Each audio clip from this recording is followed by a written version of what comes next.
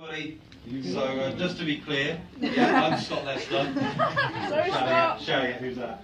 I've recently become an active participant, should we say, with your enterprise. It's my second event, and sitting here today, listening to you all and looking at those presentations. You know, as an entrepreneur, as a successful business person, you all sit through hundreds and hundreds and hundreds of presentations.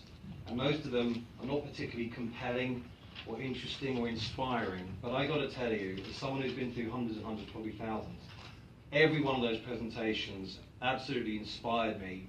And my expectations of today was to see some kids playing business. You know, you guys are off the charts. All of you are off the charts. Thank you.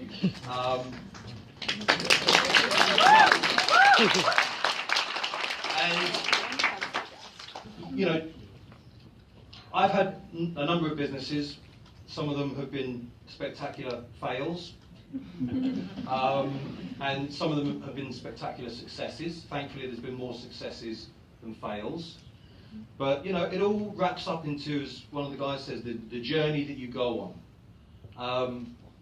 You know, as an entrepreneur, one of the things that I wanted to do when I sold my last business last year, which was, I think, my 7th business, was write a book about what I'd learned. 30 years ago, I was your age. Oh my God. 30 years ago, I was 16. I'm 46 now. So I've spent 30 years getting it really wrong and really right in running businesses. And I'll give you three secrets, 3 inside tracks, if you will, which hopefully maybe years from now you might remember and you won't go through some of the pain that I've gone through in learning these 3 things. So there's more than just these 3 things, but let me just, in 6 minutes, I'll give you what I can. So the first one is that success is a choice. And what I mean by that is, as part of that book I wrote, I did a survey for kids between 15 and 20 and asked them what they thought the most important things were for someone to have to be successful. And the survey came back, about 600-700 people took part in the survey. Number 1 was the ability to work hard. Number 2 was the ability to have laser focus. Number 3 was insane persistence. Now the interesting thing about hard work, persistence and focus is they're not skills. You know, you don't learn them. They're choices. So you can choose to be successful tomorrow if you want to be. And the great thing about that is it makes no reference to how well educated you are, whether you come from a wealthy family or a poor family, whether you're a girl or a boy, whether you're black, whether you're white, whether you're young, whether you're old. It all goes in the bin. You know, being an entrepreneur, it's the greatest leveler, because the only thing that's going to make a difference is your performance. So it's kind of interesting that all of us can then choose to be successful. It's not like it's this elusive thing. If you want to work hard, you can choose to get up 2 hours earlier than your competition. Some of you guys have got the car wash business, you know, or any of the businesses. If you start work at, 6 a.m. rather than 8 a.m., you've got 2 hours a day more than the competition. You know, if you want to choose to work from 5 p.m. to 10 p.m., you've got another 5 hours a day, more than the other guy or girl. And for the really ambitious ones amongst you, if you work 2 hours in the morning and 5 hours in the evening more, you've got 7 hours a day more than the other guy, 50 hours a week more. That's how winning's done. And it's a choice. You don't have to do it. It's a pain. You can go out, you can go to the gym, you can play football, you can watch telly, but you're choosing that, right? No one's making you not take that decision. It's up to us as individuals to do that on the hard work side of things. On the focus side of things, as business leaders, which most if not all of you will be, it's a little bit insane because as entrepreneurs, as business leaders, you're not actually normal. I don't mean that in a bad way. I mean it in a way that to lead a business, to make a business off a piece of paper to make it worth 100 million quid, you have to have a little bit of something beyond normality when it comes to being able to focus on something. You know, an interesting test, if you ever sit in a room, you're talking to someone, so I'm talking to you, young man, and then someone walks in the door, and you look round. Well, your entrepreneur, your business leader doesn't look round because they're in that moment. And normal people look at the door opening, right? Because it's a normal reaction. Your business leader doesn't even notice the door opening. So it's that kind of focus. And that last point about persistence. You are going to get so many no's in your career, and so many disappointments, and so many fails, but you keep going. Persistence means you get 30, 40, 50 no's in a row from, the guy that wants to have your car washed. He says no to you 5, 10, 15 times. You don't stop. You keep going. You keep going. You're persistent to the point of choosing to be successful. Because normal people would give up, right? You take 10 no's in a row, you're feeling all wounded, your ego's smashed. The natural normal thing is to say, I'm not doing that anymore.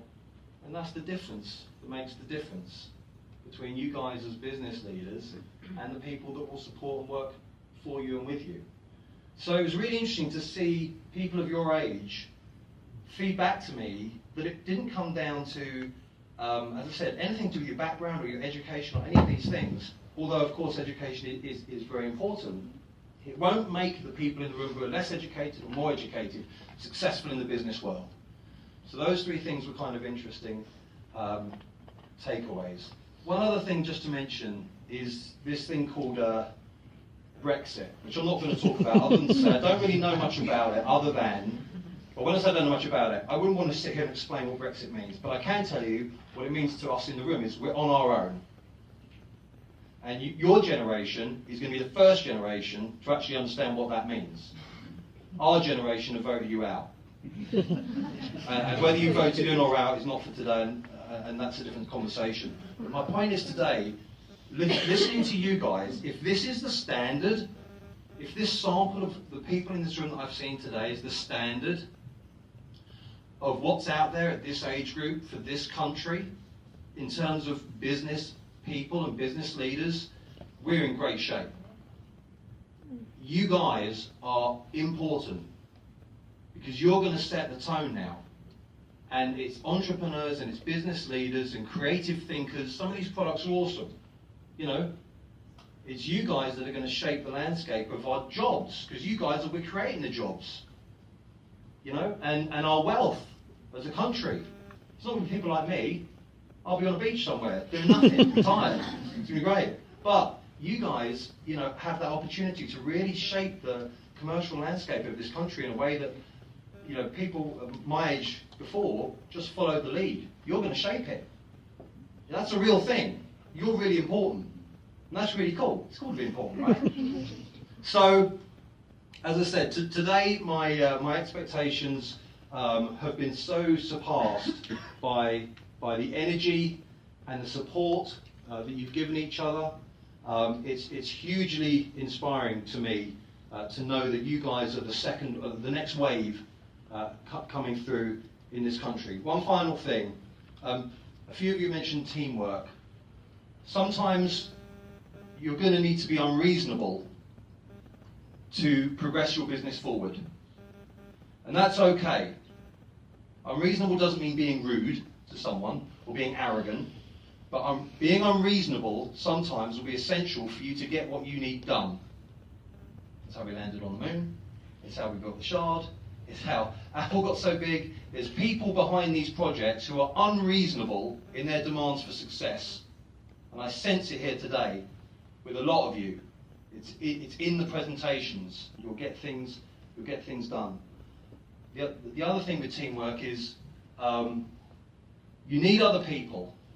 Doesn't matter how good Steve Jobs was at Apple or Richard Branson is or Alan Sugar, all these people, they're nothing without a support network of a team.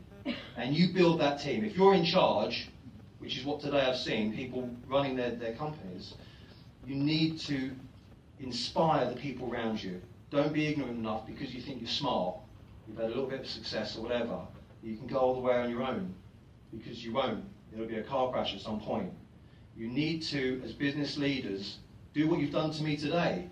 Look at you and go, oh my God, I want part of that. I want to be involved with that. I want to sit with that person and go on that journey.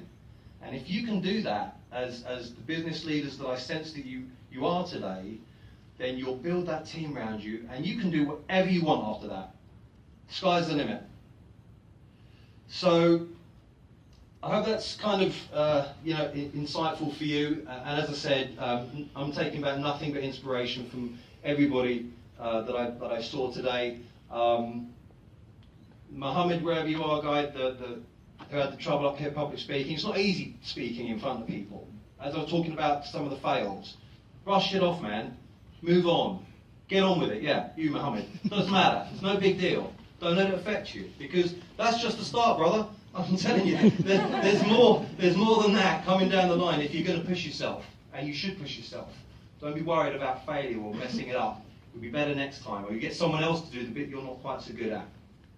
So it's all good. Anyway, thank you very much indeed. Enjoy your evening.